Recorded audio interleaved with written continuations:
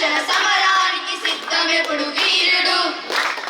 కృష్ణ గీత సారమిది దైవ శాసనాల విధి యుద్ధానికి జంతుడెప్పుడు యోధుడు అనునయులే ఎదిరించిన సహచరులే వారించిన ధర్మానికి భక్తుడెప్పుడు ధీరుడు పలవంచని స్వభావాలు రాజసమే ఆనవాలు ఒడిదుడుకుల తత్వము